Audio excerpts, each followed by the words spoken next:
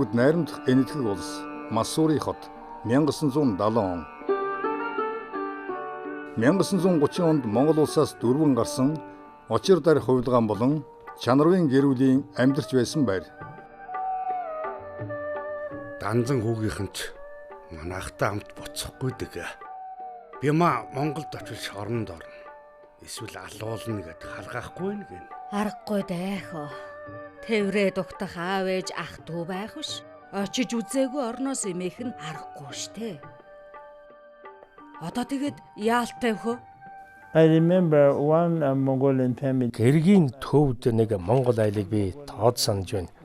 Тэд Монгол руу буцах тухай ярьж эхлэхэд эхнэр нь Монголын коммунистуудаас имэж тийшээ явахгүй гэж маргаад тэгээд тэд нар над дээр ирж асууж байсан. Ер нь энд байсан цөөхөн монгол айлууд тухайн үед надтай холбоотой тулгамдсан асуудлаа ирж ярилцдаг, санаа оноогоо хуваалцдаг байсан.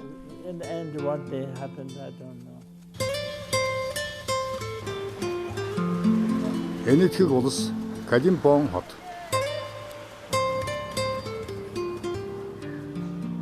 Бид нар нэлээ том болоод 14-5-тай болонгуудаа бас санаа нь зовж исэн байна лээ. Яг л Монгол хүн чинь Монголда байх ёстой, гадаад хүнтэй суулгахгүй тулд маш их хисээгээр ерөн Монголд очиод эднэрийг тэнд хүнтэй суулгая гэж тийм бодолтой байсан.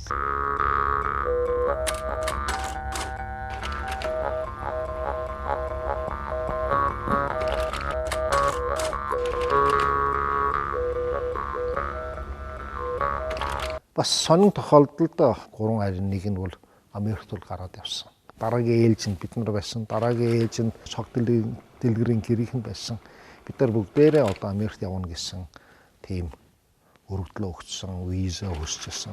Гэтэл ардын хуралд элчин сайдаар дамжуулж Монголд эргэж очие гэж хэлэхэд яг тэр Америкийн виз бүтсэн, Монголоос гисэн хариу ирсэн. Тэгээд хоёр сонголт. Монголд явах уу, Америк явах уу? Well, this is the town of Mussoorie, where the three families lived for a number of years. Массури. Энэ бол Монголоос нүүдэлэн ирсэн айл өрхүүдийн хувьд Америк руу явах, эх орон руугаа буцах гэсэн хоёр том нүүдлийн шийдэлд хүрсэн хот юм. Учир дарь хувилгаан өмнөх нь Дэлв хотын мөрөөр Америкийг зорьсон байсан бол Монголоос ирсэн Чанарв Данзан хүү нарын гэр бүл 1970-аад оны ихээр эх орноо зорин орсон билээ. 40 жилийн турш ээж элгэн садантайгаа уулзалгүй санаж мөрөөдсөн тэднийг Монгол орон хэрхэн хүлээж авсан бол Mongolia and how would their family members welcome them? Why did these Ерөөс алс сулын Монгол нутгаас тэд анханасаа яагаад хайртай аав ээж ах дүүс төрж өссөн эх орноо орхин нүүх болов?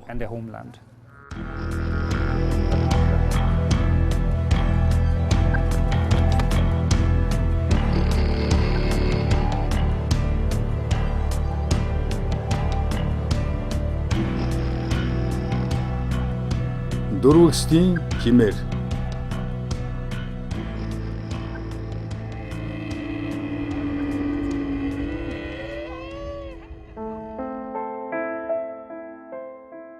Монгол оронд 1930-аад оны үед өрнөсөн дөрвөн хөдөлгөөн болон түүний томоохон төлөөлөгчдийн нэг болох Учир дарь хувилгааны түүхийг энэхүү кинонд өгүүлнэ.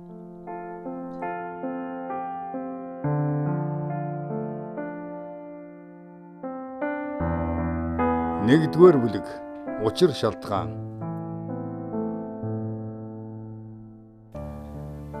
(1970-аад онд алс холын энэтхэг орноос эх орноо зорин буцаж ирсэн Чанарвынх, Данзан хүүгийнх гэх хоёр монгол айл бол 1930-аад онд эх орноо орхин дөрвөн гарсан 15 мянган айл өрхийн хоёр нь л байлаа. Мөрөн бус тоогоор нийт 47 мянга орчим хүн өсөд төрсөн нутгаа орхин дөрвөн одсон байдаг ч тэдний түүх өдгөөх хүртэлх Монголын түүх бичлэгт томтой зэгцтэйгээр нэгж дурддагдсангүй. За 1954 оноос 2003 он хүртэл хэвлэгдсэн Монгол улсын албан ёсны тэрийн 5 удаагийн түүхийн хэвлэлд бол энэ хэрэгс дурдаагүй байдаг нь улс төрийн шалтгаантай 3 онд хэвлэгдсэн Монгол улсын тэрийн албан ёсны түүх 5 бод зохиол байгаа. Энд бол энэ тухайн нэгц асуудал байхгүй. Одоо нэгц зүйл орхио бичсэн байхгүй. Чимээгүй өнгөрсөн байдаг. 20 дугаар зууны Монголын түүхэнд одоо тохиолсон олон одоо эдрээтэй одоо судалгаа шаардж байгаа, дахин эргэж харж, дахин эргэцүүлэх ийм олон сэдвүүд байдаг л да. За үүний нэг нь бол энэ 1920-од оны сүүл үе, 30-ад оны ихэнх үед бол эх орноо орхиж гадагш нүүдлэн утсан ийм тухай энэ үүний тухай холбоотой асуудал юм байна. Одоогийн Дорнод аймгийн халах голсон буюу тэр үед нь хөлөм боёр нуураас одоо Ховд аймгийн Булган сум, Баян-Улиг аймгийн Булган сум хүртэлгийн Монголын зүүн өмнө, баруун өмнө захаар нутгалж ирсэн айл өрхүүдээс бол урагшаа барга руу, цахар руу, өвөр Монгол руу, дээд Монгол руу, Хөхнуур руу, Шинжаан руу дөрвсөн тийм бол нэлээд гарч ирсэн. Монгол орны өмнөд хилийн дагуу өргөн зурв сар өрнсөн энэ дөрвөн хөдөлгөөн эд хүчээ авч байсан 1930 онд Монгол улсын нийт хүн ам 600 мянга гаруй байжээ.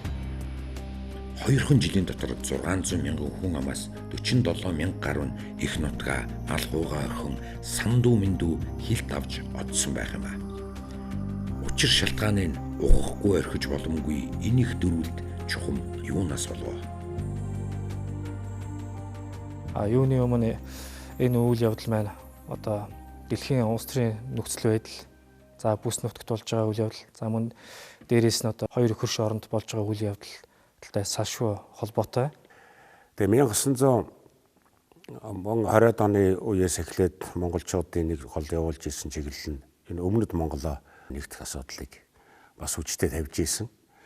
За энэ чиглэлээр одоо Монгол Ардын намын төв орооны дарга Дамбад орж тэргүүт олон хүмүүс тодорхой ажлууд хийж исэн байдаг. Энэ нь комментэр нь болон одоо зөвлөлтийн энэ большевик намын удирдлагын алс дорнодын бодлоготой зөрчилдсөн. Монгол бол одоо цэрэг улс төрийн одоо чухал ач холбогдолтой бол одоо энэ бус нутаг. Дээрээс нь одоо газар зүйн хувьд бол одоо тийм чухал ач холбогдолтой. Байгаль одоо эдийн засгийн хувьд бол одоо бас мөн адил одоо чухал ач холбогдолтой ийм бүс нутаг байгаамаа гэж одоо тухайн зүйлд орсуулсан удирдлага одоо намын одоо эрхлэх хүмүүс бол тэгж бол үздсэн байгаа.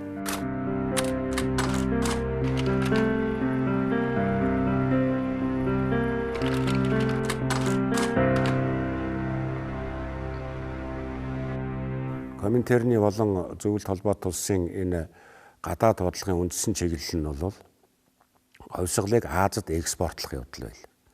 Тэгэхээр Монголоор дамжуулаад Хятадаар дамжуулаад зүүн өмнөд Аз бүхэлдээ гэсэн ийм стратегийн төлөвлөгөө боловсруулад энэ одоо социалист хувьсгалыг өрнүүлэх ийм бодлого хэрэгжүүлж байсан л да.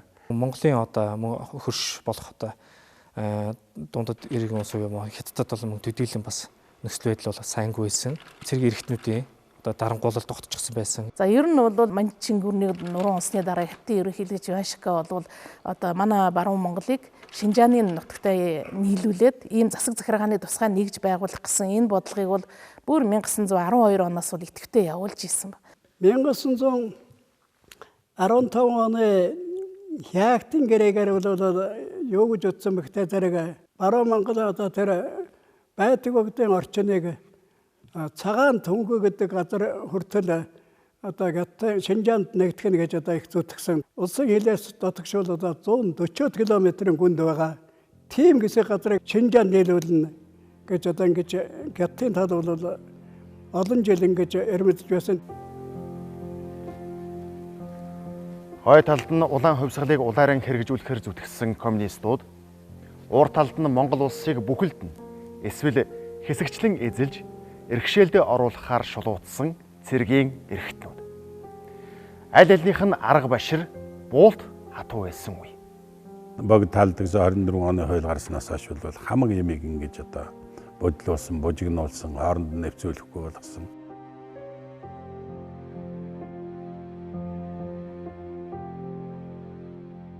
Үндэсний ардчилсан шин чанартай зорилтуудыг өгөө хийх, тэдний одоо зорилго чиглэлийг хувьсгалжуулах, социалист чиг баримжаатай болгох юм шахалтуудыг үжтэй хийж исэн.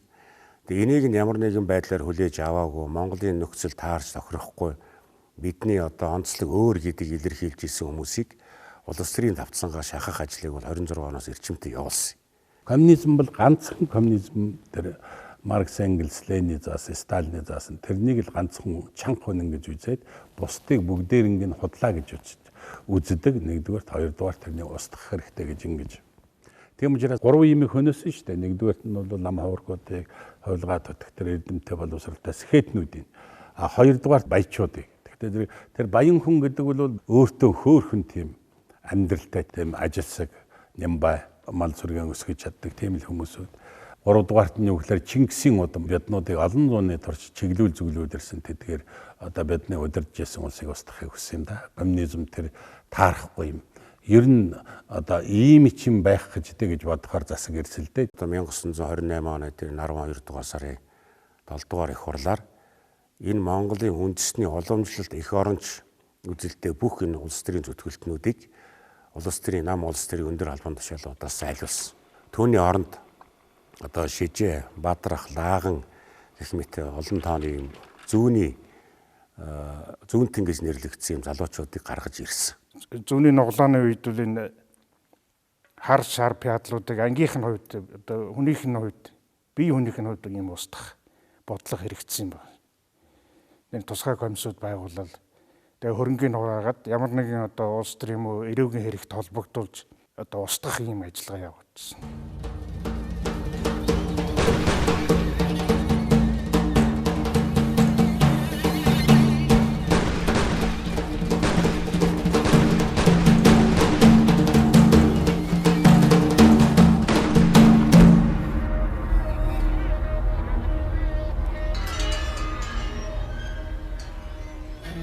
Мянга 1932 онд 5100 хүнийг төвийн шоронд багтааж ядан жигсэн байлаа. Баривчилгаа гэдэг бараг жирийн үзэгдэл болж улс төрийн олон зохиомл хэрэгүүд үүсч хүнийг цаазлах нь мал заазлахаас ч хялбархан болж лам нар хэдэн зуугаараа буудан хороогдож эхлэв. Цаг тур ийхүү цамнан ноцох талын төмөр мэд юу юугүй нөмрөн өмжээ. Тэр манай одоо тэр амрын теорийн одоо алтан тайгийн тал гэж бай. Тэн дээр одоо лам нар чавч тэн дээр дугуйда шаарлаа суулгах дугуй шарын харагддаг байсан гэж тэр шаардлагатай лам нар л байсан байл. Тэгээд хоёр том хар юмнес жирэл аваад явцдаг юу ч гэсэн тэр машинаар л очиж ячдаг байсан шүү. Их голын хэдгээ цаахан хэд байсан одоо бүгд номуудаар нураагаад их голын усан тавиал ингээл талаар нэг ном хөлөрж исэн гэж ярьдیں۔ Манайхан өгсчүүл. Тэгээд ингээд ирэхээр хүн чинь их нутагсаа дайжж айж одоо тэгэл одоо илэрхий лам хувраг том баянуудын барьж аваад нядлаад байхаар ч одоо хүн зугтахаас явах вэ. Айл өрхөөхөн бурхан шүтэнтэй байхыг хориглосон номсууд одоо гүрэм хийлхийг хориглож ийсэн хүрээ хийдийг аж ахуйж ясаас татвар их хэмжээгээр авдаг болсон. Ламнараас татвар авдаг болсон. Одоо насан турш ламнараас нөгөө чинь төлж идэхгүй та нар тэгээд одоо харуулдаг ингээд хүүхдүүд нь чиг харуулад одоо өгөн ламнаар нь төлж идэхгүй. 1929 онд феодлын хөрөнгө хураах том аян эхлүүлсэн. Энүүгээр бол одоо үндсэндээ чинээлэг гэж нэрлэгдэжсэн ардуудыг хүртэл феодал дарлагч ангийн этгээд гэж үзээд хөрөнгө малын хурааж эхэлсэн. За тэгээ юу одоо шашинтай тамцсан гэдэг бол нэгдүгээр одоо эдийн засгийн талаар нь тэр сүмхэдийн жасуудын малд өндөр алуун дотор оногдуулж зарим хэсэг нь бол одоо тэр хамтарч хэлжүүлж гэх зэргээр сүмхэдийг бол үндсэнд нь одоо ламдраа авч харахгүй байдалд оруулсан.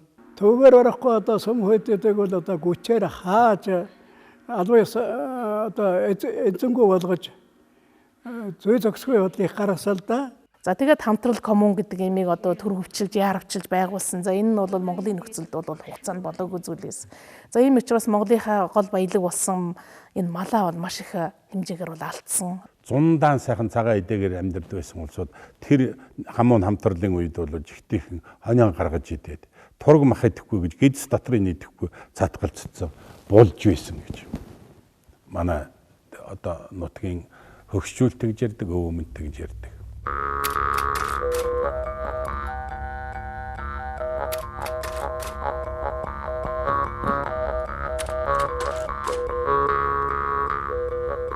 дээр нь яг юунтэй холбогдуулаад Монголын уламжлалт энэ шашин бурхнаас гадна өөрийнх нь энэ цаг тооллыг хүртэл өөрчилсөн. Өнөөдрийн бидний одоо энэ календар гэдэг зүйлийг энэ 1931 оноос эхлээд монголчууд мөрдөж эхэлсэн байгаа шүү дээ. Дээр нь хамгийн нэг том өөрчлөлт хийхийг оролдсон нь Монголын уламжлалт бичиг үсгийг өөрчлөхийг оролдсон. Монгол бичгийг халж латин бичиг одоо үсэг чийлжих том аян өрнүүлсэн. За тэгээд энэс гадна бол бас төрөөс баримтлсныг алдаатай бодлого юу байсан бэ? Гадаадын капиталыг шахан зайлуулах ийм бодлого байсан байна. Энэний улмаас бол зөвхөн одоо Оросын худалдаа л Монголд орж ирэх ийм хэрэгтэй болсон. Гэтэл Оросын худалдаа бол Монголын зах зээлийг хангаж чадахгүйсэн. Улс орон даяар бараа таваараа хомсдол бий болсон. Ард түмний аж байдал бол маш дороотсон. Мал сүргээ алдсан. Бараа таваараа хомсдолд орсон. Анги ялгуурлах бодлого явуулж одоо ардын төр бол өөрөөтөө дайсан бол маш хэмжээгээр бол хураасан. 1920 хэдэн оноос эхлээд энэ 30-аад оноос эхлээд томчуулаас нь барьсан, өмчин хураасан ямар нэг хэмжээгээр одоо урт богино хугацаагаар ял шийтгэлд орж байсан байдаг. Тэгээд тэр улсууд тийм их гэмт хэрэгтгүүд байсангүй байдаг. Ард түмний хүндэтгэл хүлээсэн хүмүүс байсан тэд бол. Тийм учраас ард түмэн одоо тэднүүсийг нэг талаар одоо өмөөрсөн сэтгэлээр хандаж байсан.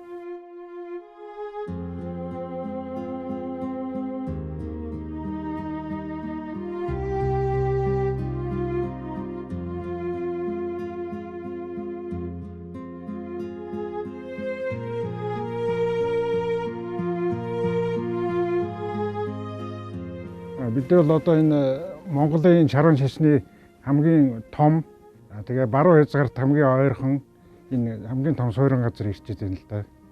Энэ хийд бол анх 1894 онд анхны дугуйн баригдсан түүхтэй. Оргил үедээ 1930-аад онд 1000 орчим ламтай байсан. 1936 онд энэ хийдийг хаасан, лам нарын хэлмэгдүүлсэн нийт 21000 орчим лам нарыг одоо хороосон цаацсан байдгийг. Тэгээ энэ тэр их том айхтар аргис үйл ажиллагаа бол энэ хийдийг бас тойроогүй. Тэгээ энэс болж энэ хийдийн одоо ширээт лам гээд Минжүр дорж гэж хуйлгааныг энэ хийдийн гол лам нар удирдах лам нар бол тэр нууцаар хил гаргасан байдгийг урагшаага. Минжүр доржийг гарсны нууцаар гарч явсны дараа нас бол олон лам нар дагаж гарсан. Энэ нутгийн сүсгтэн олон бол бас олноороо дагаж гадаадд дөрвөж гарсан байдаг. Энэ ер нь болохгүй тэр гарч ирж байгаа юм байна гэж. Одоо ёстой будаатай газар гэдсэн, бурхантай газар одоо тулгаагаан мэдүүлнэ гэл ингээл одоо нүүж эхэлсэн байна. Тэгээ миний аав 5 настай энэ амар биентэй хийд дээрэн эхэлж шавлан суугаад 1000 лам нар одоо байсан. Тэгээ тэнд манай байж байгаад нөгөө лам нарыг одоо ер нь хэлмэгдэлд ороод одоо лам нарыг бараг л шарын шашин гिचэн байхгүй бол устгах гэдэг ингэхт нь манай аав лам багшаан дагаад тэгээд урагшаа тэр эзний өвшөө гэдгээр болцсон юм гэлээ. Тэр хамтрал коммун гэж байгуулагдсан байсан гэж байгаа юм. За тэр нь болохтой зэрэг одоо бүсгүйчүүдийн үсийг хэргадаг эрэгтэйчүүдийн одоо том толгой лам нар одоо ноёд пядал одоо тайж ноёд иймэрхүү улсуудыг одоо баривчилдаг. Ер нь одоо бид нарыг бүгдийг баривчлах нь энээс л одоо урьдчилж урагшаа гарахыг бодцгоё. Хил хязгаарын төрөөр одоо нэвтэрчил тэгж л гарахыг бодно гэдэг. Энэ иймэрхүү хэдэн улсууд нийлээд тэгээд урагшаа гарсан байна.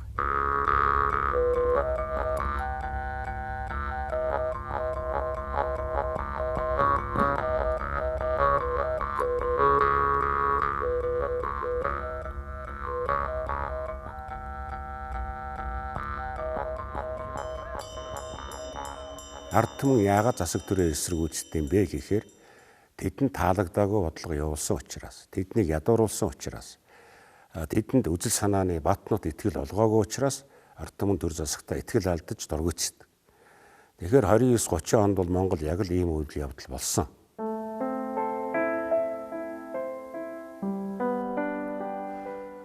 Ард түмний эцтэй тулсан уур хилэн хилийн дагуух аймагуудад нутгаа орхин дөрвөж нүүхээр илэрсэн бол хилээс хол аймагуудад зэвсэг тэмцлэр илэрсэн байна. Маш аимшигтай юм болж байгаа. 32 оны бослогчоос бүрэн бус тоогоор алагдсан хүн 6000 гэж байна шүү дээ. Энд чинь бас хамаагүй дотоод тасралтгүй бол нэг юм үргэлжилсэн их үе мэнтэй жилүүд байсан л да.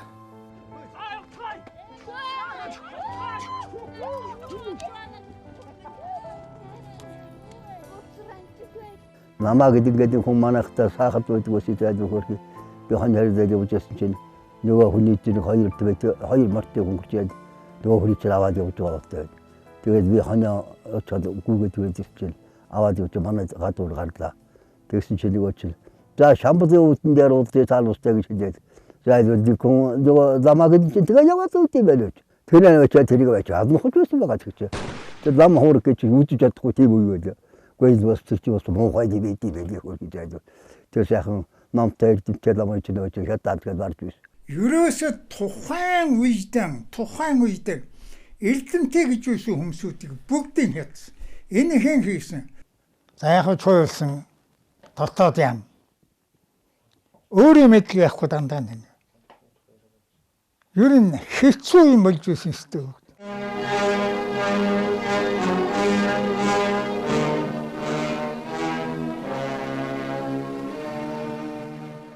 Энэ 30 онд ихсэн дөрвөлт нэг жил гаруй бараг 2 жил жахан үргэлжилсэн. Гэхдээ 32 оны бослого дарагдсан хойно ч гэсэн 33 4 онд 38 он төртөнд ч үргэлжлээд л гараад ирсэн билээ. Эхэлж гарсан газрууд гэвэл одоо энэ өмнө гой, дорн гой хоёр баг.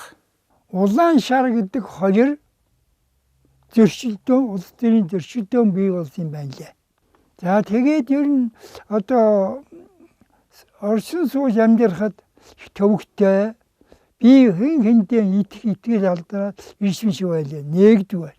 Хоёрдугаар энэ улааны энэ одоо айхтар ширүүн одоо үйл ажиллагааг нас чөлөөлөхөөр банчин богдын цэрэг ирнэ гэсэн юм цуу яриа байсан юм байна.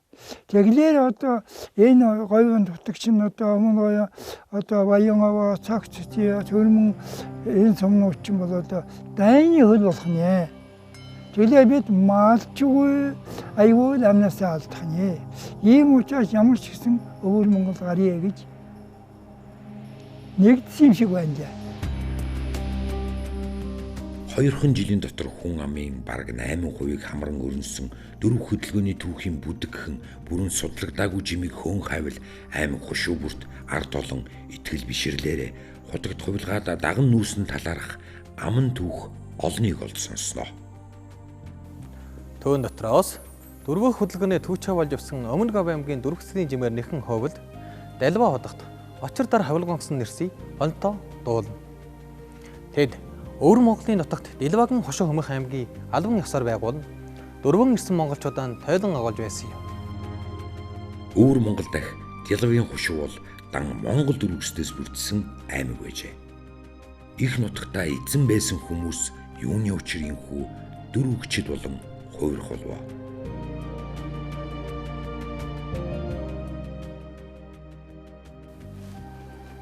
Алдаатай бодлого явуулж буй ардын засгаа ирүүлэх гэж айгүй цагийн салхийг баг чадхаа зөөлрүүлэх гэж алдартай хотогт хувилгаадтай хандан ард түмэн хошуу засгийн удирдагчтайгаа хамт айлтгалан хуруулж байсан сонирхолтой баримт энд байна.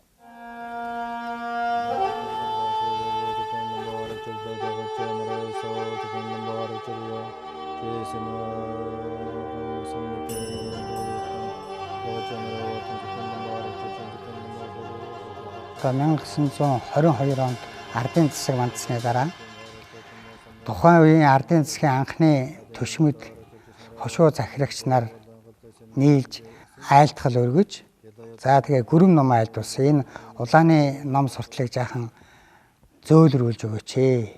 Энэ ард доолнд одоо их эсрэг харш юм их байна. Энийг зөөлрүүлж өгөөч гэж. За ингээд гүрэм ном айлдсан байдаг. Тухайн үед бол монголчууд бол одоо ямарваа нэгэн зүйлийг бол ном уншиж те одоо тэрийг одоо засах ийм бодлогыг бол баримталж ирсэн ба. За тэгээд энэ үднээс бол тэр нутгийн ард түмнүүд мөнгө нийлүүлээд одоо энэ хувилгаанаас бол энэ улааны аюулыг зайлуулж өгөхтэй энэ одоо бодвол нам төр одоо төр засгааныг төвшин байж те зөв бодлого явуулаасаа гэж энэ бурхан сахиулсандаа даатах ийм ном уншиж өгөөч гэсэн ийм хүсэл тавьсныг нь бол хожим тэр хүнийг бол хилмигдүүлэх байдалд бол хүргэсэн баг.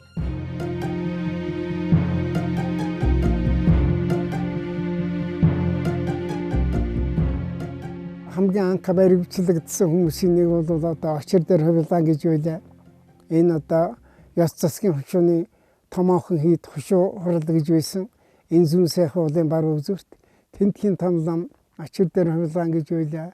Гүйжилэр намжил дэрж гэж хүн байлаа. Одоо шавруулам сонон ванжил гэж хүн байлаа. Үе олон үе дамжин тодорчсон одоо хувилгаатууд гэж ийм хүмүүс байсан. Ялт төвдөнгийн өчхөн. Харьяат тамгын түшмэл нараас ардын намын ёс суртал хэмээх чинь ихэд тэрслүү гажуу хэмээх тул тэрхүү ёсыг тус хошуунд дэлгэрүүлэхгүйг даатгахад шоогоор төлөгдөн үзээд багсаг авралын ном буулгасан. Ийм хэрэг үйлдсэн хэмээн өчмөө.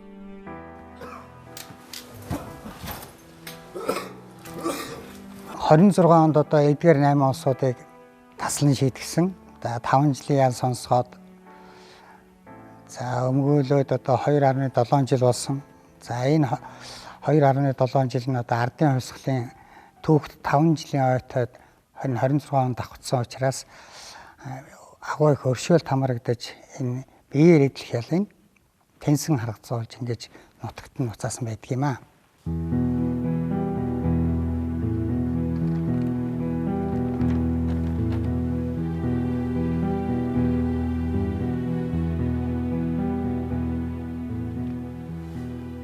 Бүтэн жил үргэлжилсэн эрүүл шүүлтийг эстааж Өмнө Говь аймгийн Балдан засгийн хушууны 3 үеийн ноёны туслах түшмэл хийж байсан Дугууржав хэмээх туршлагатай өвгөн түшмэл шоронд амьсгал хураажээ. Үе дамжсан эгэл түшмэлч төрөл авсан хутагт хувилгаадч айсуу цагийн баламдыг урьдан харж амжаагүй байлаа. Харин очир дар хувилгааны хувьд онцгой ялгарах нэгэн баримт анхаарал татна.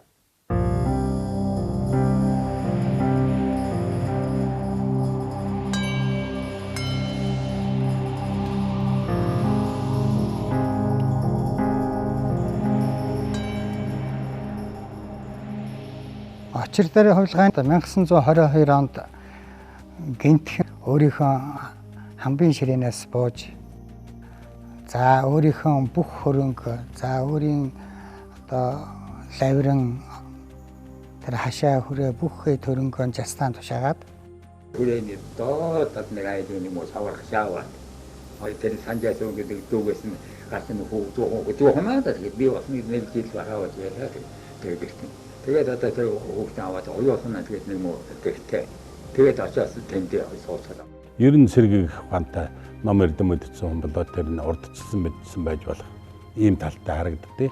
Яг л өөрийнхөө хувилгаан зэрэг тэр дээр одоо мөрнүүдийн дээд талд тусгай сенти буюу арслан ширээн дээр залардаг тэр байдлаа өөрөө татгалзаад тэр үзэл суртал ирж амжааг байхад бие бэлдэж эхэлсэн.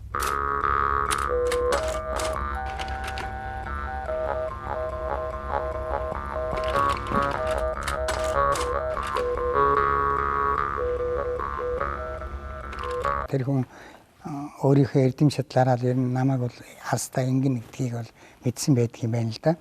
За энэний бас нэгэн баримт бол одоо 1925 онд тэр барьж авч шоронд хийгээд ирээд мал хөрөнгийн одоо бүртгэл юу асуугаад яхад одоо миний байгаа мал хөрөнгө одоо ийм л юм байгаа. Нэг 2 морьтой нэг хэдхэн үнэтэй 50-60 хоны maaтай ийм л байсан. Одоо жил болгон та нар тоолж байсан. 23, 24, 25 онд тоолж исэн. Миний тоолгын баримтууд одоо ил байгаа. Ингэж түүхэн тэмдэглэгдсэн байдгийг. Улаанбаатар хотноо бүтэн жил хоригдоод буцаад нутагтаа очиход байдал уламд орцсон байжээ. Дээрд болов гэж харсан 3 жилийн горилго 1930 оны төгсгөл тасарч очир дар хувилгаан өөрийн төрсөн дүү Чимэд Оржийг дагуулan 1930 оны 12 дугаар сарын 27-ны өвлийн эд цаснаар Альшаа эзний гол руу хил даван дөрвжээ. Очир дээр хувилгаан бол одоо Бомцог тайжийн 2 дахь хүү Жамин осор нэртэй. За дээрээ Чанаруу гэдэг ахтай, доороо Чимэд орж, Найдан, Зунзай, Бадам гэдэг ийм эхийн 6 хүүхэд байгаа юм. Ингээ 1897 онд энэ хүнийг тэр очир дээр хам хувилгааны хойд дүр гэж тодруулаад 1898 онд ширээнд залсан юм аа. Тэгээд тэр ламнаар ерөн цаг дээр биш болох нь ер нь сүм хийдэж гэж байхгүй болох юм байна гэж тэд нар мэдсэн байна л да. Тэгэл гараа явуулсан юм шиг байгаа юм. Тэгээд хойноос шавнарын сууцсан. Тэгтээ зэрэг айлууд сууцсан. Those who followed him, it was out of their own wish. Түүнийг дагсан улсууд цэвэр өөрийнхөө итгэл бишрлийг дагсан. Түүнээс биш тэрээр намайг дагаад нөө та нар надтай хамт явах ёстой гэж лав хэлээгүй байх. Тэд бурхан шашиндаа итгэсэн итгэл бишрэл, үнэн сүсэг, өөрийн багштай ойр байх гэсэн ном сургаалын дагах гэсэн хувь хүмүүсийн бие даасан шийдвэр дээр үндэслэн түүнийг даган нүүсэн болов. So I think it was an individual decision. Тийм нэг нарийн зохион байгуулалт хийгдсэн бэлтгэсэн юм энэ төр харагддаг. Зүгээр яг нийтээрээ сонсдог хэл алдагдсан, тогтворгүй болцсон. Тэгээд тэр үе чинь нэг улсын хэл энэ төр гэдэг айхтар тогтоодсон юм байсангүй шүү дээ. Тэгэхээр тэр чинь чөлөөтөөл орж гарч худалдаа 8 мал сүргээ оруулж авч солилцчлээдэг жирийн амьдралтай байсан. Тэгээд тэр чинь гараа явахд бол одооных шиг бидний хил нэвтрэх гэж байгаа шүү тийм сэтгэхүйн саад маад байхгүй шүү дээ. Чөлөөтөө нүүдэлчиж юм чинь. Тэгэл гараа. Би бол одоо дөнгөж удаан ялцгай. Дөнгөж төрөө 4-3 хонж байсан. Тэр өргөчлөө шатаа нүүлгөө болохгүй бошоохон нуусууд нөгөө байцуулдээ л гэсэн. Тийм дөрвөлтийн байдлаар нүүдэл байсан. Манай ээж мэжийнхэн бол одоо цомонтын хойчин 5 гэж тэн дээр ерөөсөн гэрэн бариатай нархцхол тэгэл нэг зөвхөн аягны хээ сууж идхэнтэй нэг унаа мөртэй нэг хөтлөгөө тэмээтэй тэгэл явж ирсэн гэж хэлдэг. Оттаа малаа орхиол гэдгийн тэмээ аваад тэгэл нүүхэд бол тэгэл нөгөө оттаа мал чинь ачаага яваад өгтөө зэрэг майлалтаа яг ушуурал ачаагаа дагах гал малаа явахгүй болохоор нохой чинь улаал тэгэл оцроо тэгэл манай ээж мал хуугаа орхиод нохоогоо уйлуулад ийм муухай юм ч гэж байх гэж. Тэгэл манай ээжийг уйлуулаад тэгэл нүүж исэн юм гэлээ. Нэг гэсэн ч одоо бас одоо хитрхи нөгөө бас бурхан шашиндаа сүсгтэй лама ишээ явуулсан. Одоо тэрнийг л дагаж явж ивэл тэгэл одоо бид нэр ер нь тэгэл өгсөн ч одоо тэгэл дараа сайхан болно гэсэн ойлголттой байсан. Тэрнийг хараас зүтгэсэн. А нэг хэсэг нь бол одоо энэ ардын засаг гэсэн болсон. Ерөөс бүх юм чинь хурааж өгнө. Агуу хөхнөч нь уулаан. Чиний нөхрийг чинь алан. Тэгээд янз бүрийн үгэнд итгсэн. Манай өмнөх төвөгчлөгт бол энийг бол нэг хэсэг одоо үл өтөх хүмүүсүүд л зохион байгуулад одоо хийгээд гаргаад явуулаад ингээд исэн юм шиг бичээд идэг. Гэтэл үнэн эрэг дээр бол тийм биш юм байна. Энэ бол маш өргөн олон түмний бухимдал байсан.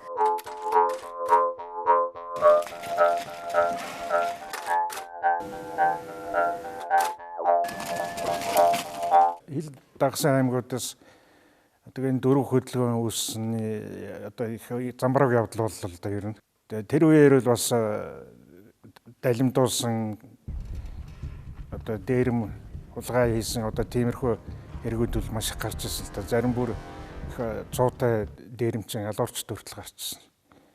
Дэлэг самб тэр гүнзэн оруу сурмаажав алаг намнан гэдэл энэ чинь бол их олон хүн бий л дээ.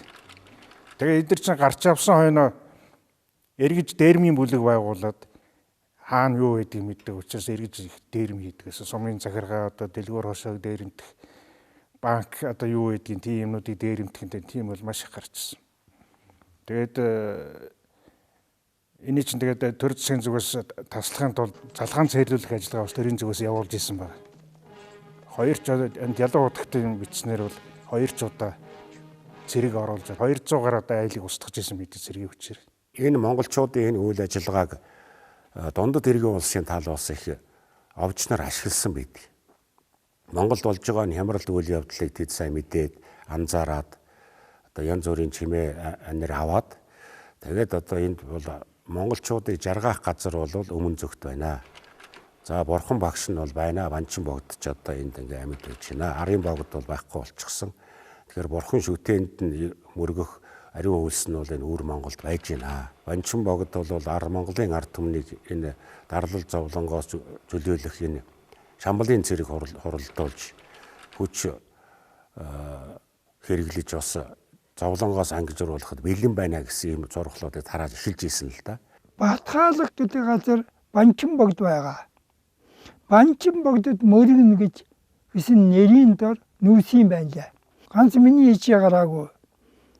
Өмнөг аймгийн Баяо, Цогцөчи, Хамбог гэсэн сумынхан гарсан. Банчин богд бол өвөр монголчуудыг японочдын эсрэг нэгдэх энэ хятадын зас захиргааг өвөр Монгол тогтоох. За мөн улааны одоо аюулыг өвөр Монголд нэвтрүүлэхгүй байх ийм зорилготойгоор одоо Банчин богдыг ашиглаж ийсэн байдаг. Тэрнээс ч нэг тийм бүгд найрамд Монгол ард улсын талаар явуулсан бодлого энэ дээр юм харагддаг.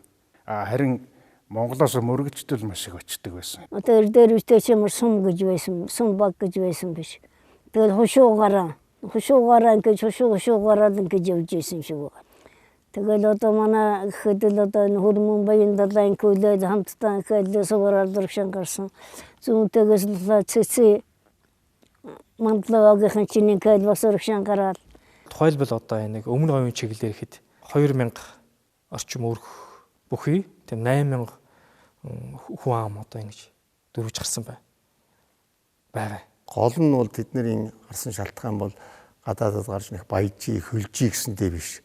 Ерөөсөө тэднэр бүр хэдэн үеэрээ дамжсан бурхны шашныг чөлөөтэй шүтдэг тийм газар очиж нутгал гэсэн тэр л үүднээс нүүсэн ийм зүйл бол одоо аман сурвалж яарч, бичгийн сурвалж яарч бүр тодорхой нотлогддог.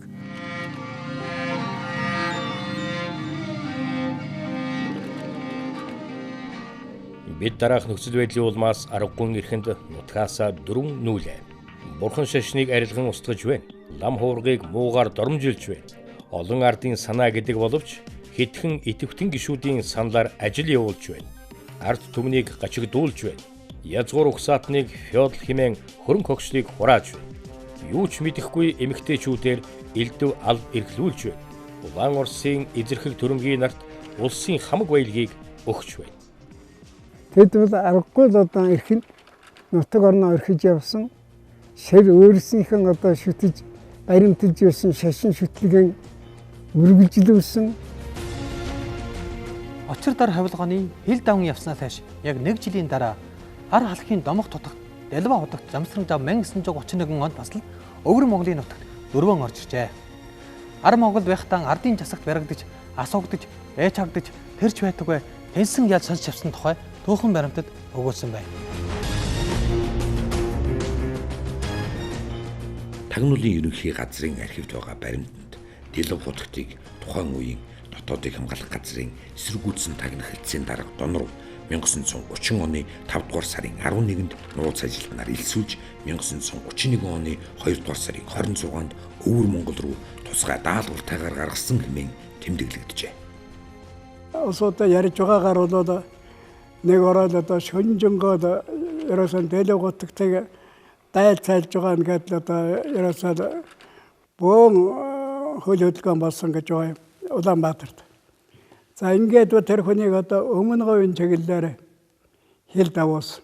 Дэлб хотогт бол манай аав ээж хэлдэг өөр зөвхөн нэг лам Монголоос гараад явсандаа биш. Ер нь тусгай даалгавартай Монголын тусгаар тогтнолыг тухайн үед Япон, Америкаар хүлээн зөвшөөрөх тийм үүрэгтэй хүн байсан гэж хэлдэг. Одоо яг өнөөдөр бас түүхийн архивын бичгийг харж үзэх юм бол ер нь тийм үүргийг гүйцэтгэж явчихсан. 61 оноос өмнө Монгол улсыг нүүб дэлсүүлэхийн тулд асар их зүтгсэн хүн байдаг.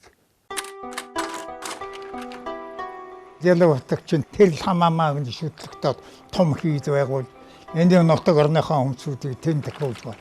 Тэгээд цааш яваад Хятад одоо том херэн шүснэ хийж байгуул. Тэгээ явж байгаад Америкт очиж байгуул. Энэ үед их мандаг хүн. Хоёр төрдөө нүүлтээ яваагаар бодоход энэ бол төр засагт үүрэг гүйцэтгэж явсны бол үнэн юм а гэдэг нь ойлгогдмаар байдаг. Дэлб хотогтын жишээгээр аваад үзэхэд бол Монгол улсын тусгаар тогтнолын төлөө их хэхэн ажил хийсэн хүнд тооцогдно гэж би ингэж боддог. тэр одоо нэгдсэн үндэсний байгууллагт Монгол улсыг хэлээд ээлсэж орж яхад тэр дотор уйлаад сууж яасан гэж ингэж хэлдэг. Тийм хүн яагаад энэ их орны эсрэг байсан бай таархав те.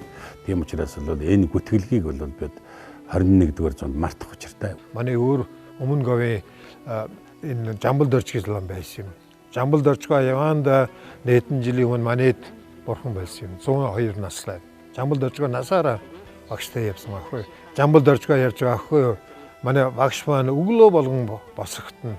Үндийнхээс өмнө яг ширээн дээр нэг мааны хурал байдаг юм. Мааны хурлаа эргүүлээд орон нутгтаа залбирч Монголын ард түмнийг сайн байцгаа, Монголын орон нутаг сайн хүчээсэ гэж залбирч бадаж хамгийн түрүүнд тэр санал төрсөн. Чадaltaй, эрдэмтэй, номтой бүх одоо эрдэм номыг бол дүүргэсэн. Одоо талын одоо тийм сайхан эрдэмтэй ус байсан.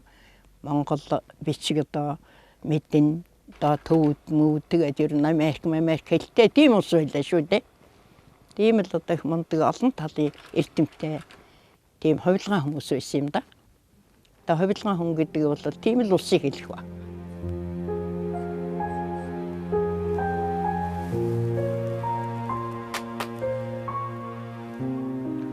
Нэгэнтээ утгаас гээчин ирлээ. Хэлийн зэрэг үдсэж мэдгүй, зээгүйж мэдгүй ямар ч аюулгүй гараад. Айнөр өнөөр ингээд өрөөдөд чинь хувилгаан багш талаа багш хоёр тэн заларч ийсэн. Багшийн амгалан айлтах яа. Миний аав одоо шүлүүтийн хэд одоо өргөн сүмэн дээр одоо шүлүүтийн хэдийн нам байсан. Шилүүтийн хийдий маань хайлуулчихлаа. Хийдийн төөрнөөс гом сахиусаа залаад шууд наашаа ирлээ. Багштай болгоо.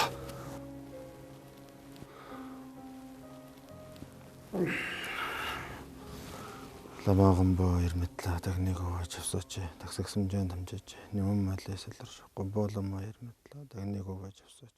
Зэн дамдраа цуглуулад дорн гэрвэрээд хурлаа хэлийгээд ингээд Монголын шишин болдог гэдсэрэггүй. Манай энэ одоо гандан хажууд чинь дасчин бил дацсан гэж чөөрийн хамгийн одоо гайхамшигтай философийн дацсан. Тэр дацсан хаагдах өдөр дийл хотогт очирдар намтан гэдэг хүрээ рүү хараад дасаг аваад ингээд чөөрийн дацсан эхэлж байсан.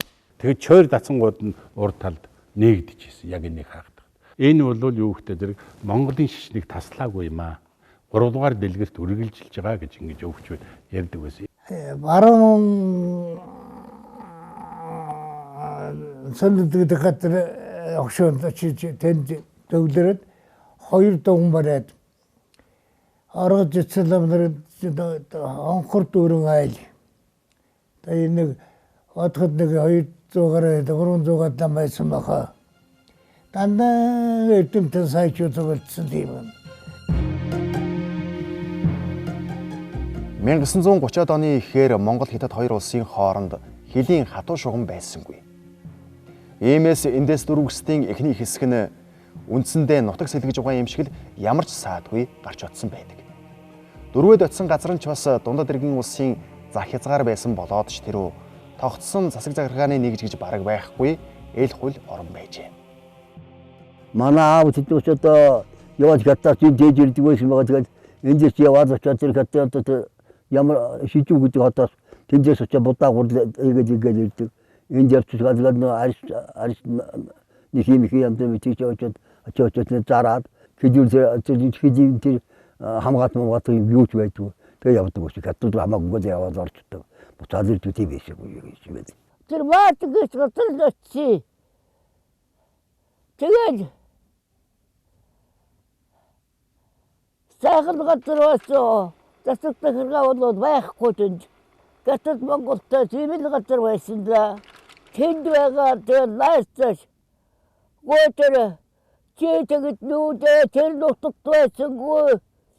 Тэгээд тэр муудаар уусангүй. Тэрээсээ когднийг тийм болоод байхгүй. Дураараар явж ийдэг.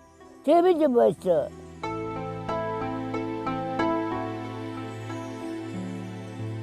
Зүхтааж нүүдлэн ирсэн ч 60 горон Энд тентгүй бие биенээ бараадан буусан монголчуудын халахын домох тодогт Дэлба удагт Жамсран жам нэгтгэн зохион байгуулж Дэлбагийн хошуу хэмээх засаг захиргааны нэгжийг өвөр Монголд байгуулжээ. Тэр үед бол яг одоо манай сайхан хувилгаа хутагт нар байла. Дэлб хутагт одоо очирдар багшийн хамт тэр хүмүүсийн одоо удирдлагын дор явж одоо их одоо энэ ашаа хошуу, дундээ хошуу, дархан байдлын хошуу, тэгэл зүүн баруун сүнд гэл одоо ингэж явж ирсэн.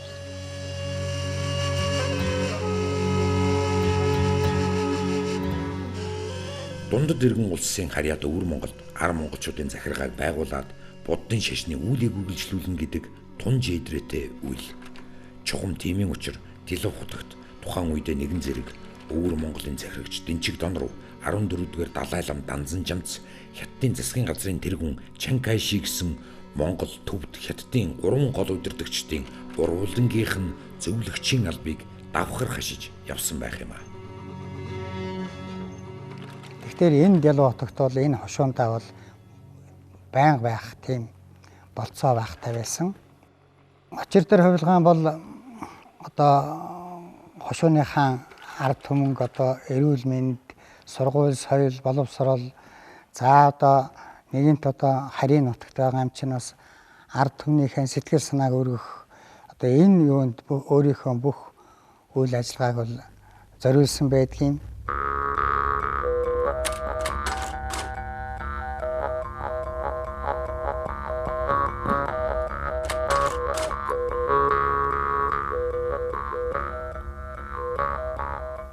(1970-аад онд Алс олон энтхэг орноос эх орноо зорин буцан ирсэн 2 Монгол айлын урт нүүдлийн жимийг ухраан хөөсөөр 1930 онд тулж ирэхэд тэдэнтэй адил нутгаасаа дөрвсөн 47 мянган монголчуудын ээдрээд хувь зээний түүхийг сөхөхөөс аргагүй хүрв. Оюун санааны удирдагчид нь болох хутагт хувилгаадууд нь цаазын ялаас дайжин гарч одоход гайхан өмсөн олон гарцаагүй даган нүүдлэхтэй цаашид хэрхэх тавилан даанч төсөөлөөгүй байлаа.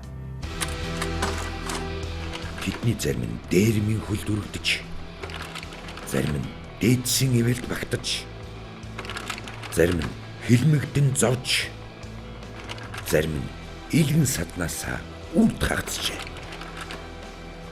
Тэдний түүхийг хавд аржээ бичсэнгүй. Улс төрийн шалтгаантай тэдний түүхийг хинч судалсангүй мартжээ. Бүгд тодорхойгүй бас байгаа. Тэднийг бүхэлд нь дөрв гэсэд гэжээ.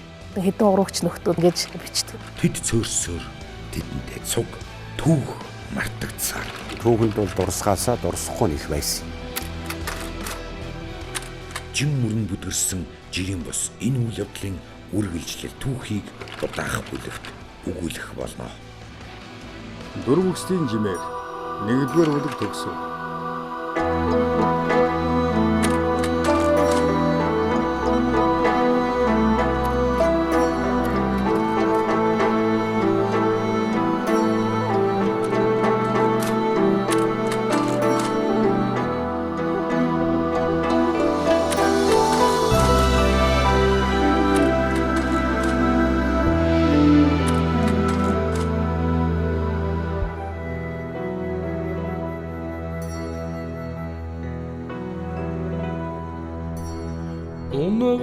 Унгаан цагтаагараад нутагтаагүйгээгүй хүлэгэминдээ уужуу сарруултаалдаа уйлаа дүүлцэн садаминдээ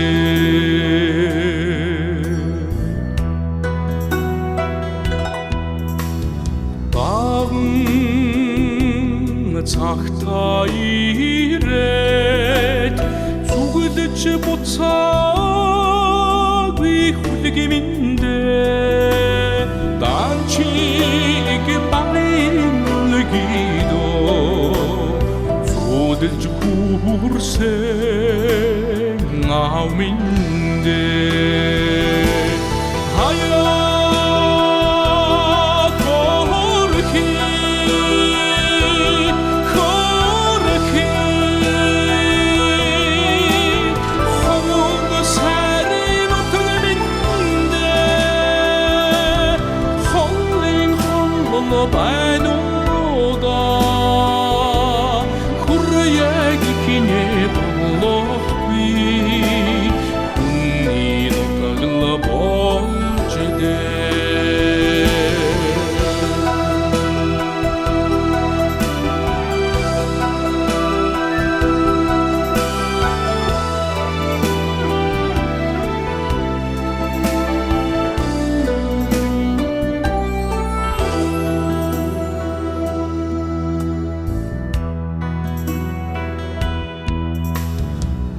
сана багада гарахад нулимстай тасаарсан тоон төмөндө сургадаач сургадаад үгийлэхэд зугаад үлцэн сатам миндэ